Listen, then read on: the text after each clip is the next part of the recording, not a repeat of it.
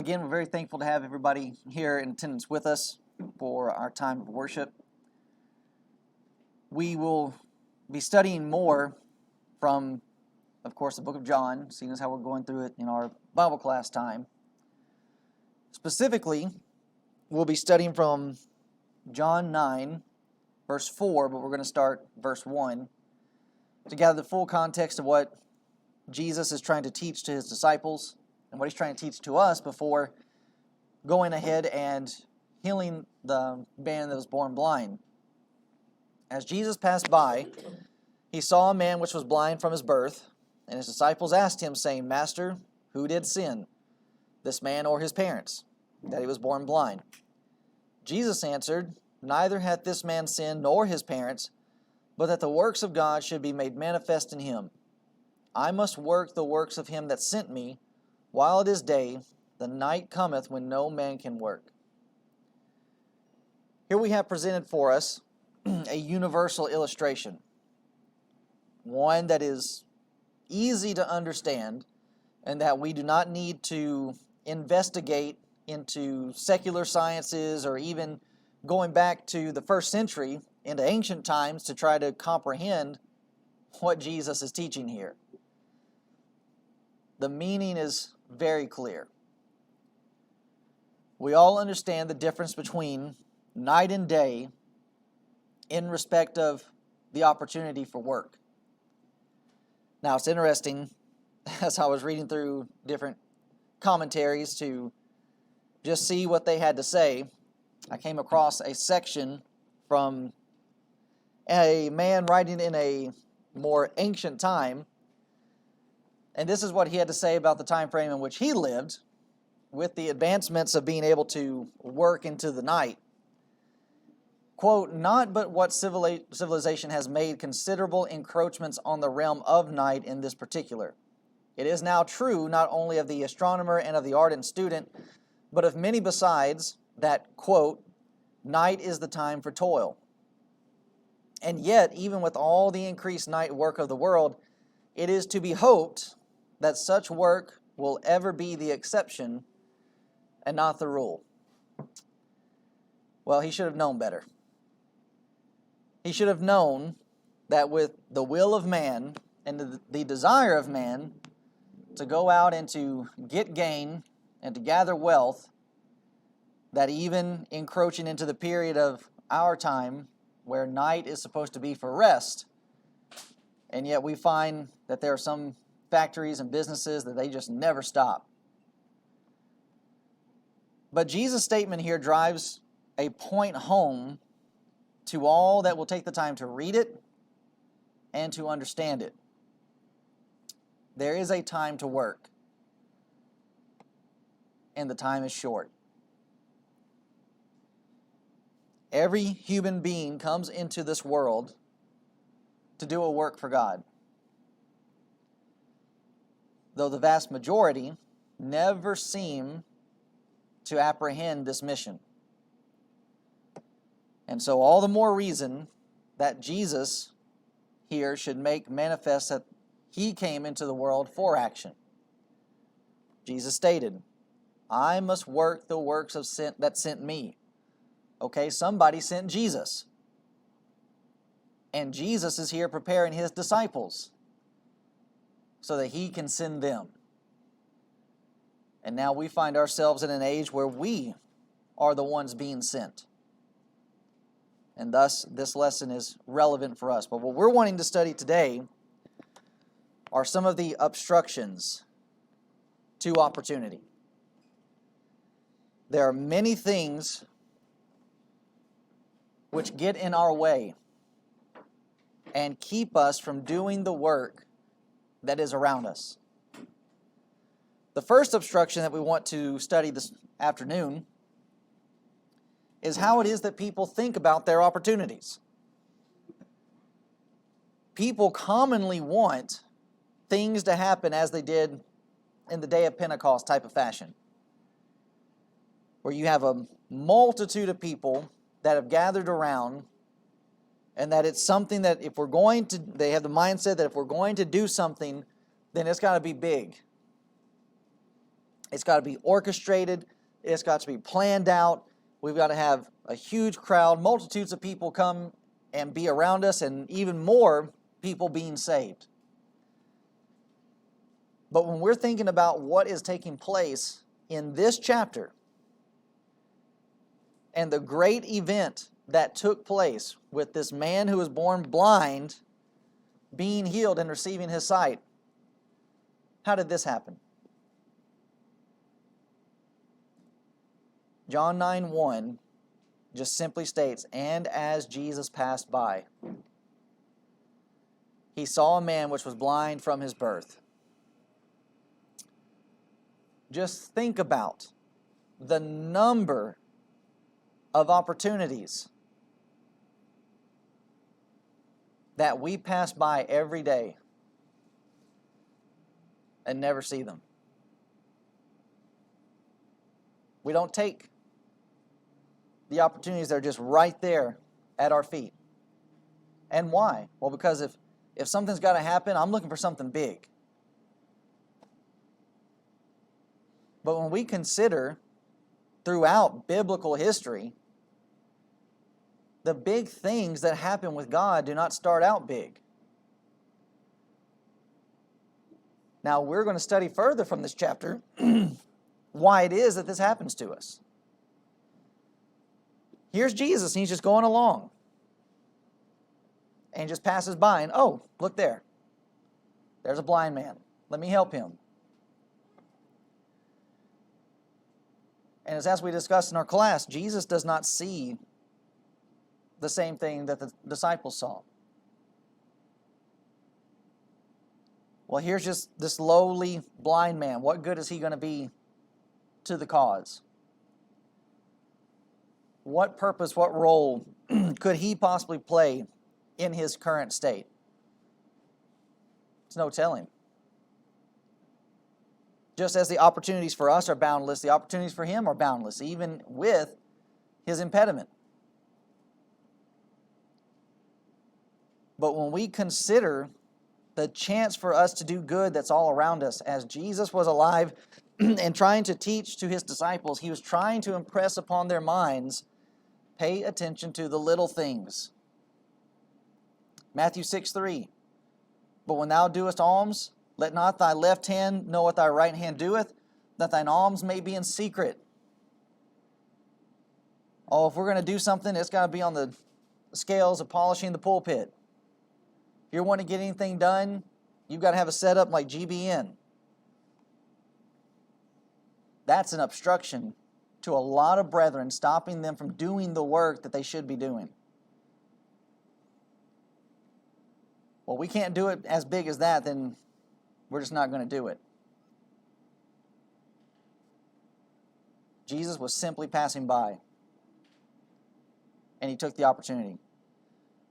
"Do thine alms in secret, and thy Father which seeth in secret himself shall reward thee openly." And then Matthew 10:41 and 42. Jesus again taught to his disciples, "He that receiveth a prophet in the name of a prophet shall receive a prophet's reward. And he that receiveth a righteous man in the name of a righteous man shall receive a righteous man's reward. And whosoever shall give to drink unto one of these little ones a cup of cold water, only in the name of a disciple, verily I say unto you, he shall in no wise lose his reward." How does God look at those little things that we would do? There's a reward in that. There's a blessing in that. So just do it. Well, nobody's going to see it. Doesn't matter. God is going to see it. And he's going to give you a reward for it.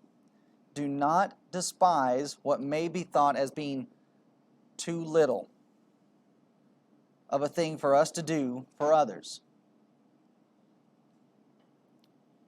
And Jesus has already illustrated, he's already pointed out to his disciples, and what we need to remember when it comes to these opportunities, these little things that can be done, going back to John 4:35, what has he already said to his disciples? Say not ye that there are yet 4 months.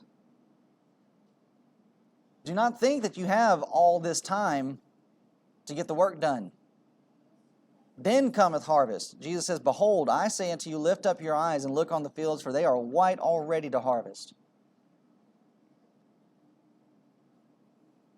The opportunity is all around us. We just have to see it correctly. And not to get into our own heads and have our own ideas of, well, what it is, how big it needs to be for it to be pleasing in God's sight.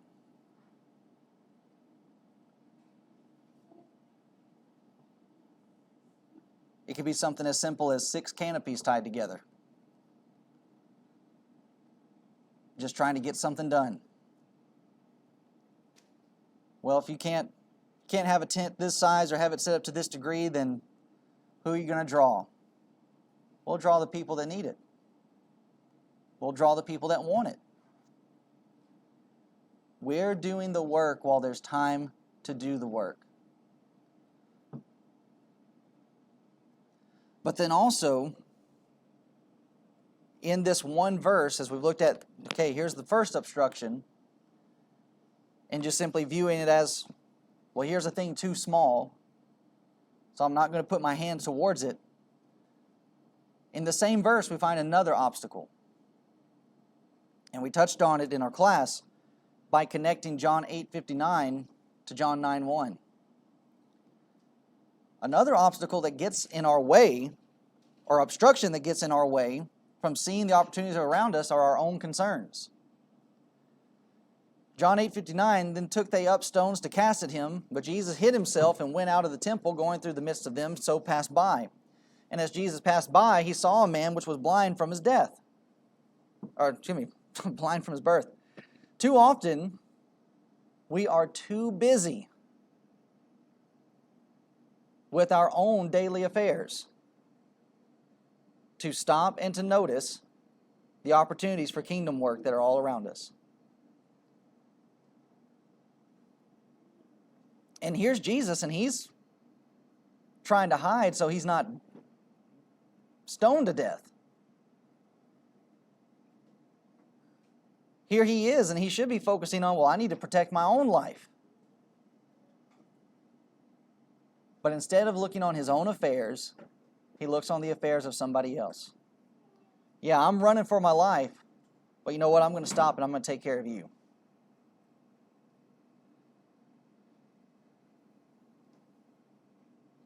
Oftentimes, we can get so wrapped up in our own worldly concerns that we see an opportunity before us and just, oh, well, you know, I have to get this done today. Sorry, I can't help. Or even it's a situation of something that we're looking at next week. Well, I've got this thing coming up next week. I've got to get all these things in order, got to get my affairs laid out. I'll try to circle back to you.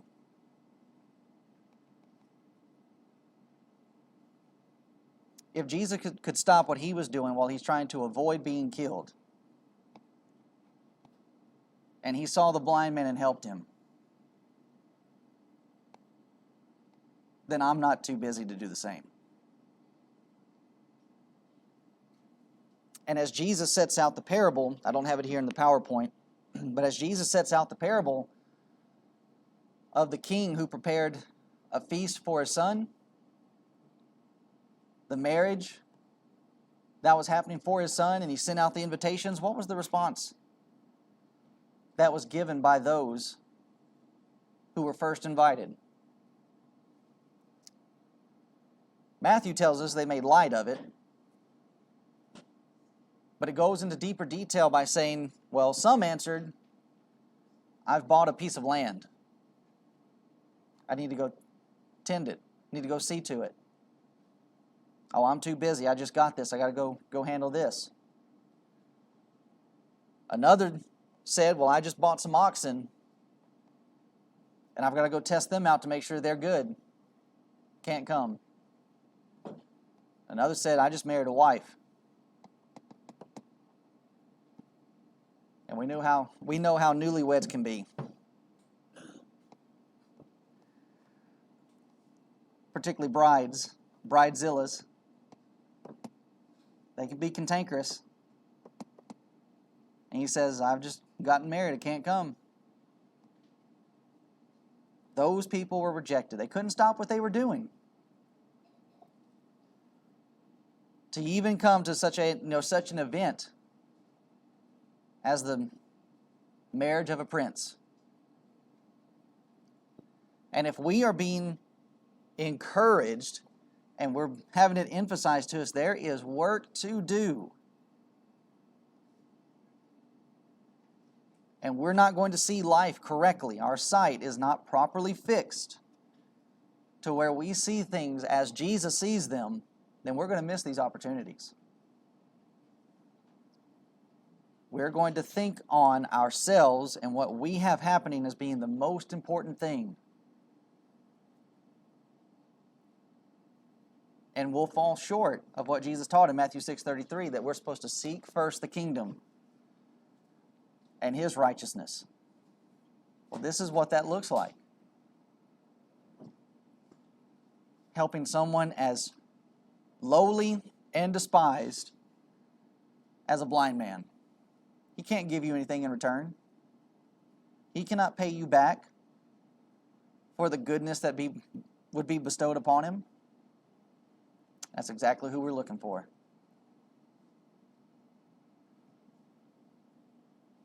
But then we move forward and we're going to dig a little bit deeper into the problem with the disciples. So as we see with Christ and the obstructions that could have gotten in the way, but they didn't get in the way, but now we're going to note some obstructions that actually did get in the way. With the disciples, in verse 2, his disciples asked him, saying, Master, who did sin, this man or his parents, that he was born blind? Here is a man that could not see. And I'm sure that most people, as they're walking by, they couldn't see him either. Because with him being born blind, and the practice being during that time frame of putting these individuals out on the street so as to beg and ask for alms and ask for help, if you're in the habit or the business of walking past that every day, you can forget that it's there.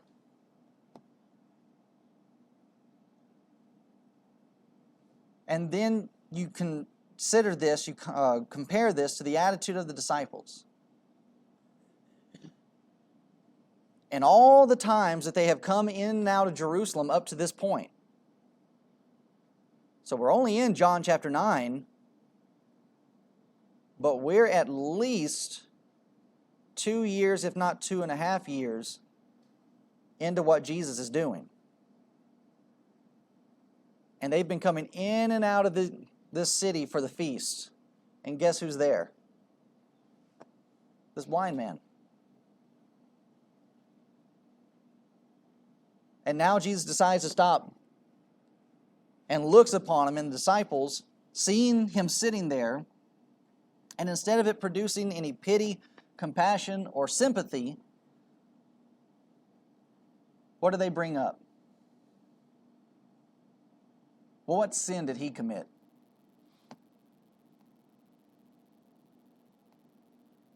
To them, he was a notorious object of retributive justice. Oh, God must be punishing him. Jesus, what did he do? And we can understand why they would ask this question, because Jesus knows what's in the heart of man. Jesus knows what a person's thinking. And here they are seeking after the juicy details. Oh, Jesus, tell us what he did wrong.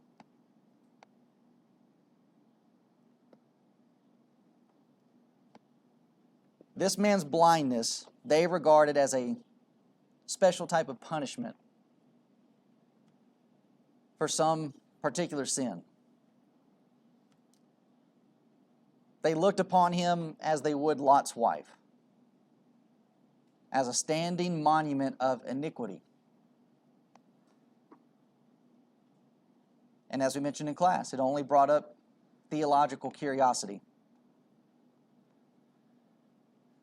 Here were the disciples idly speculating on how a certain thing had come about.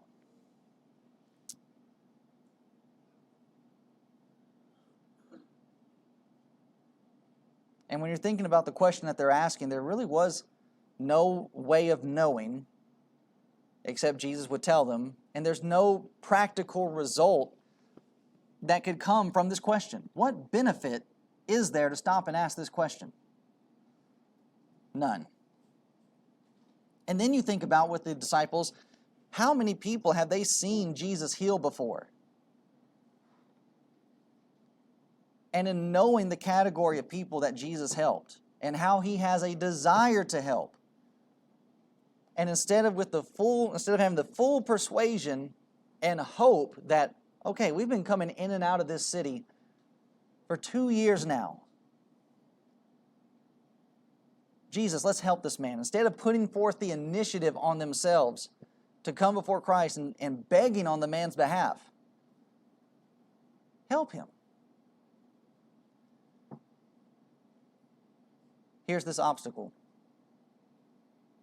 They really don't see him as a person. It's just an object for their question. And we know from other passages, I know this one is in Luke, even as Jesus is coming closer and closer to his crucifixion,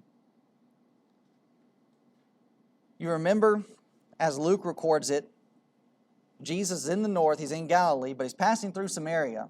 But he passed through Samaria not going to stay because his face was as though he would go to Jerusalem.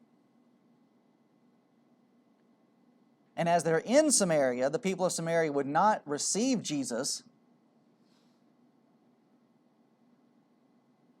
And if you remember, I believe it's John and Mark, the sons of thunder, make a request of Jesus, which shows still the obstacle that they had and how they looked at others and how they looked at their own work. John and Mark requested of Jesus that he would, like Elijah, pray that fire would come down from heaven and consume them. Why would you request such a thing? And especially since the apostles are still not in a full state of faithfulness. What are they fixing to do in a very short amount of time? In the Garden of Gethsemane, they're going to run away. You remember when you wanted fire brought down from heaven because these Samaritans wouldn't receive Jesus? What about for you? See, there's an obstacle that lies before all of us. Do we see every person as having some kind of value, as being a soul that needs to be saved?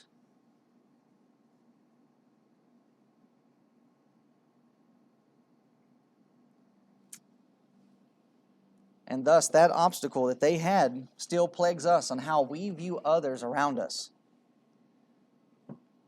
As we mentioned in our class, Jesus is the one that gives sight.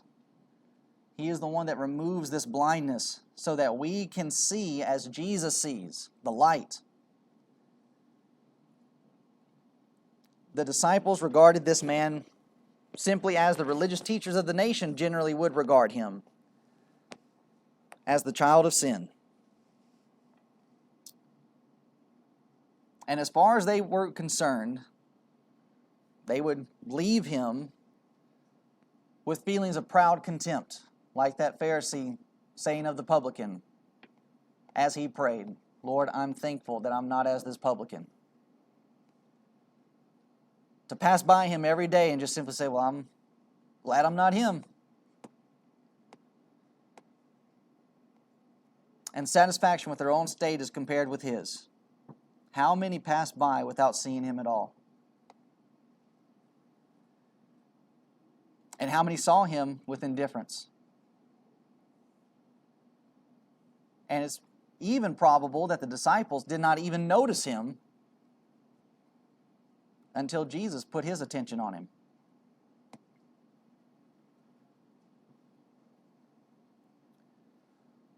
Paul, in the Roman letter,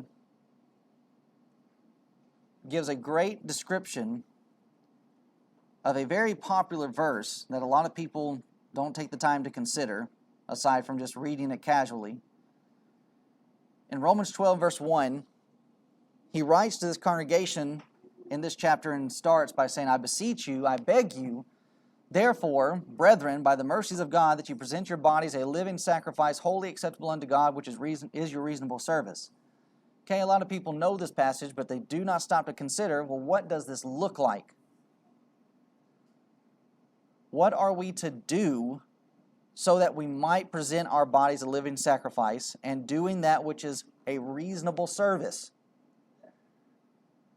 Well, the rest of the chapter will tell you.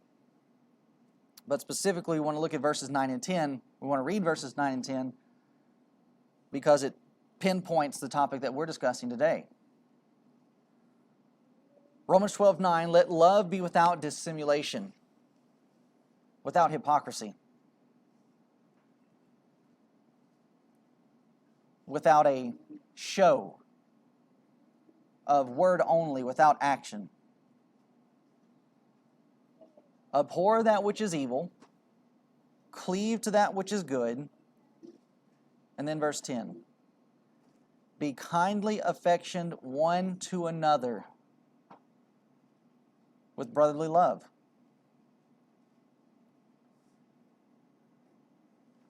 Here we are in John chapter 9. We are in Jerusalem. We've just gone through the Feast of Tabernacles. So everybody is there.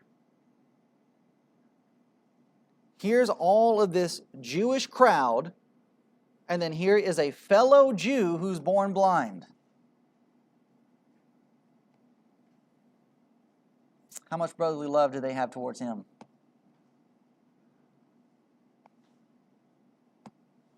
Not an ounce. Not even coming from the disciples. Here is one of your own. And you're ready to just pass by. Or to just use him as a point of example. In honor, preferring one another.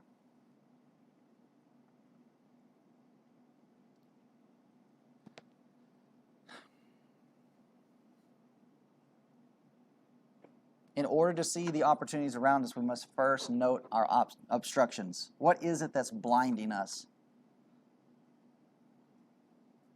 And a lot of the time, it just comes back to attitude.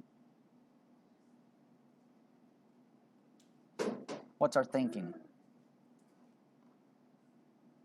And if I'm just focused on myself, and I'm just focused on my things and what I need to do and what I have going on, I'm not going to pay attention to what's going on with you, even though you may be sitting there asking for help.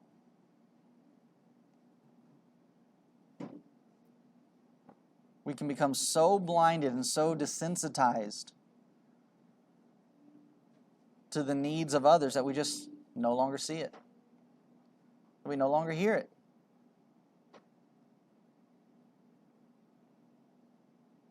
There are a few other obstacles that we could study in the sermon, but we won't take the time to do it today. We'll do it in our class.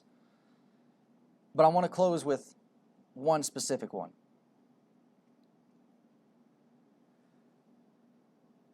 We have discussed the possible obstructions that Jesus could have had, but didn't. We've now looked at the apostles. We could study the Pharisees, but we're going to skip over the Pharisees and we're going to bring in his parents. And we're going to take note, we're going to study their obstruction. John 9:19. When you think about the opportunity that the parents had in this event to uphold the truth, and how they failed. What was it that obstructed them from seeing the opportunity that was before them? They asked them, the Pharisees asked the parents, saying, "Is this your son, who ye say was born blind? How then doth he now see?" His parents answered them and said, "We know that this is our son, and that he was born blind. But by what means he now seeth, we know not, or who hath opened his eyes, we know not. He is of age. Ask him. He shall speak for himself." Now, I will grant to the parents they showed some courage.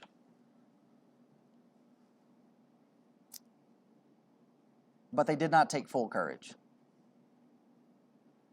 Because verse 22, and specifically verse 21, we find where they hang him out to dry. But we find the obstacle in verse 22. Why would they not 100% stand up with their son? You don't think the parents knew about Jesus? You don't think that they knew about his reputation and the miracles that he's performing? Yes, this is our son. Yes, he was born blind. And if he says that Jesus was the one that made him able to see, then we believe him.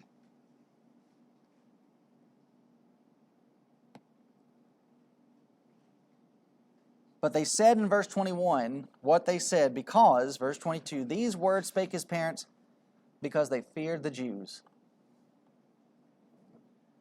For the Jews had agreed already that if any man did confess that he was the Christ, he should be put out of the synagogue.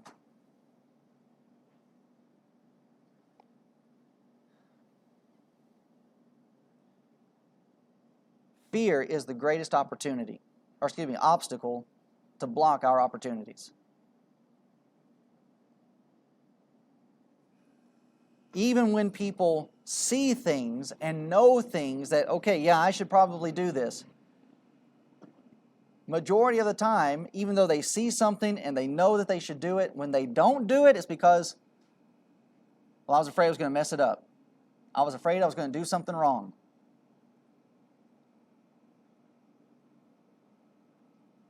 And people don't even try.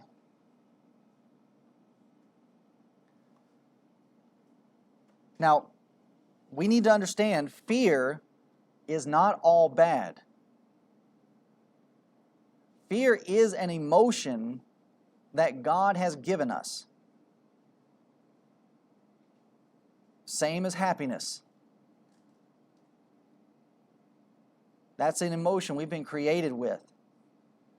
Fear has its place. It can protect us and it can keep us safe. But it can also hurt us and cause us to be lost.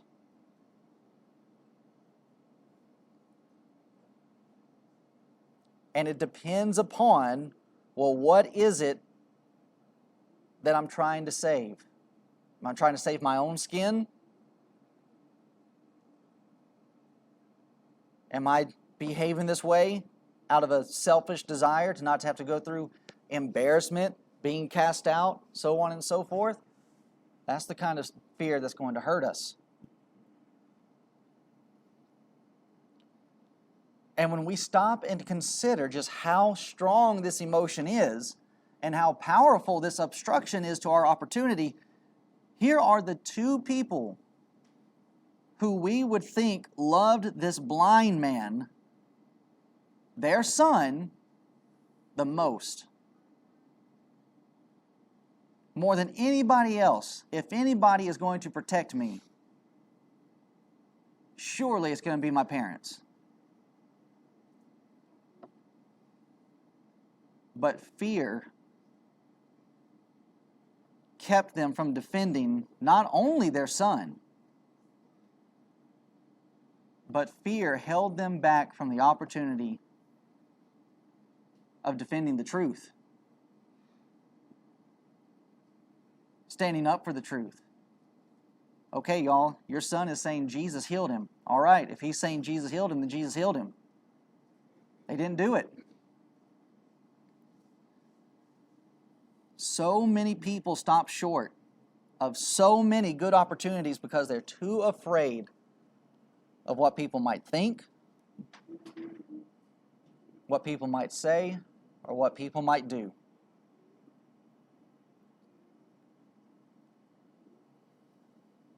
Well, if I stand up and I defend not just my son, but I defend Jesus, well, they'll disown me. They will ridicule me. They'll cast me out, turn their backs on me. Well, if that's what they're willing to do, why would you want to be with them anyways? You're pretty much showing the obvious that, the obvious point of, well, these are people I really don't need to be around anyways.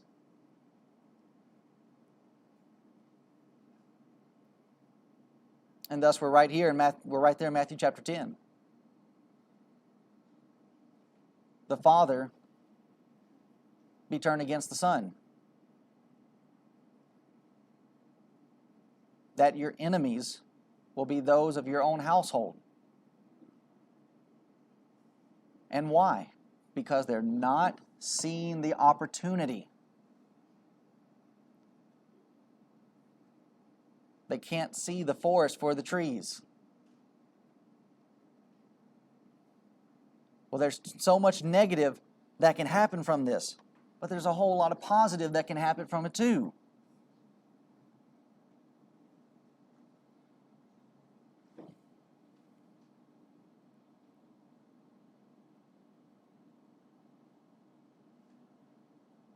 Opportunities abound all around us. We just need to make sure that we have the proper sight to see them for what they are. And as we're being shown from this chapter and this illustration, the opportunities that are before us, they're not always easy.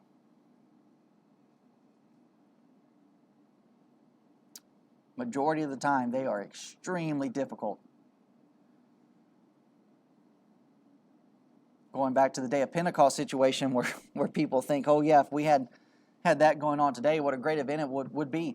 Do you think it was easy for Peter to stand up in front of all those Jews and have to preach a sermon and conclude the sermon by saying, you killed the Son of God? I wouldn't want to be in that situation.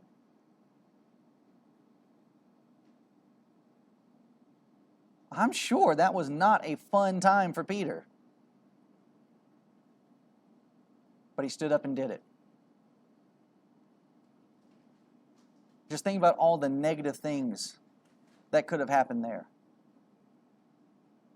Instead of the 3,000 obeying the gospel, they all could have risen up and killed the apostles right there. That could have been Peter's first and last sermon. Don't think about that stuff.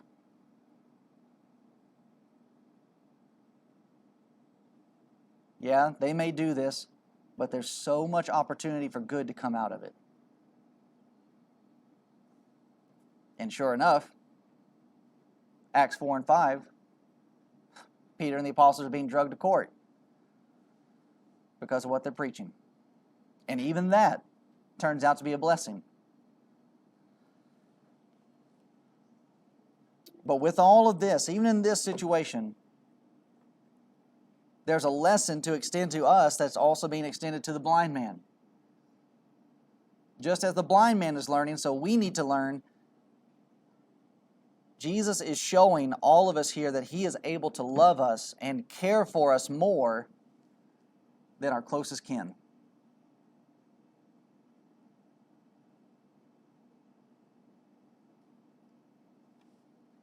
And when you think about it from the standpoint of the blind man, so what if they wanted to kick him out of the synagogue? They'd already turned their backs on him. The Pharisees were no friends of his. There's no love lost between them. You want to threaten me with kicking me out of the synagogue? Go ahead. What have you done for me lately? While the majority of the world had already turned their backs on him, Jesus came and took care of him. So what about when they kick him out of the synagogue? Who's going to be there? Jesus is going to be there to take care of you.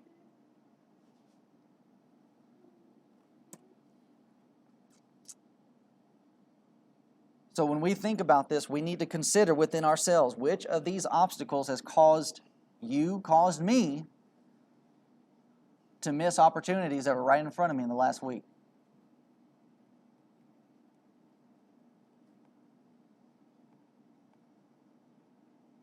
And we need to think about this, because if we're not going to think about them and pinpoint them, then those obstacles are going to stay there. And we're going to continue to miss opportunities going into the next week, and the next week. We waste much of our lives through not making the best of our opportunities. And in this world of need, there is much to do, that we must never let anything come between us and at least trying to fulfill that work. When life has all closed up, and when life's last day has faded into the west,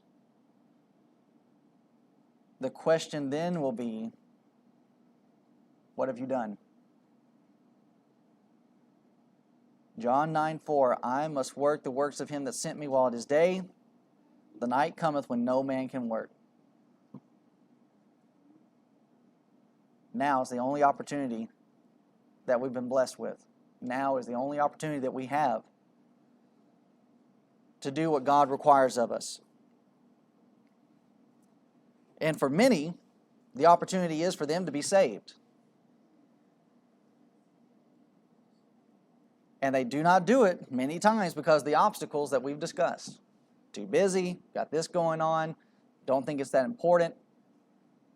They don't see themselves correctly as being in sin. Oh no, I'm fine. God's just going to take care of me. Don't miss this opportunity to become a Christian, to become a child of God. And most have been deceived into believing that they are already children of God when they've not followed through with the Scriptures. They've not believed truly what Jesus has said. And so don't miss out on your opportunity to take care of these things.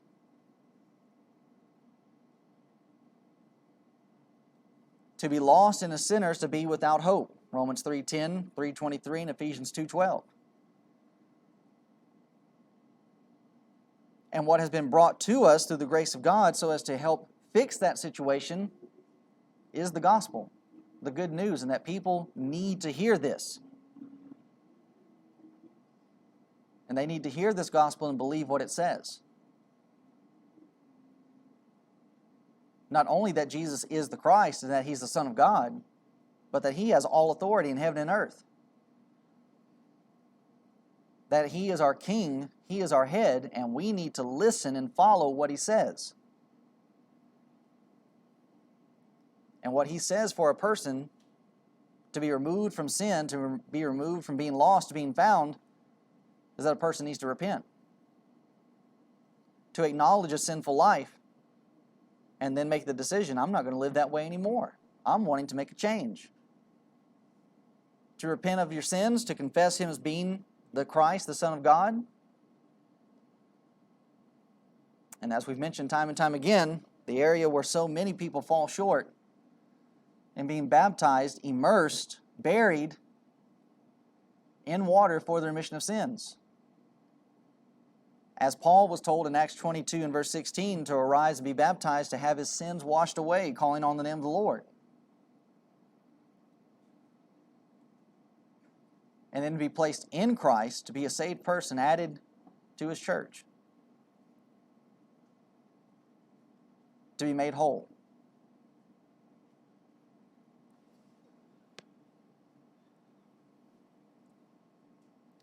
But then for us that are members of the Lord's church, and in knowing that we have a work to do, the work is difficult.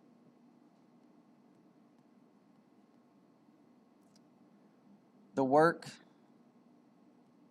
is tiring.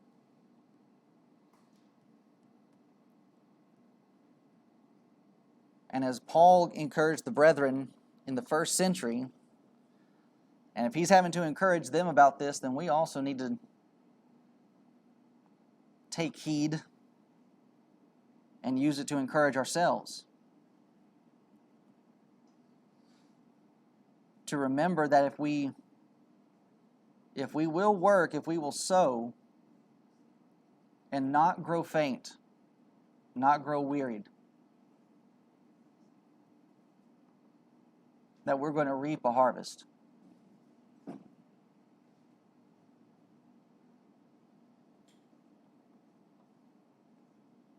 As Paul wrote to the Corinthian brethren in the first letter, encouraging them to be steadfast, always abounding in the work of the Lord.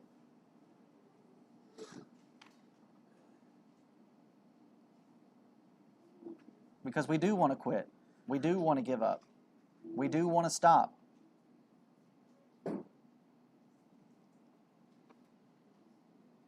But in knowing the reward, the great opportunity that's there, and the blessing that comes from continuing in the work, let's be steadfast. And that no matter what obstacle may come up, that may present itself, we're going to remove it, jump over it, go around it, do whatever we got to do so that we'll be able to work while it's day.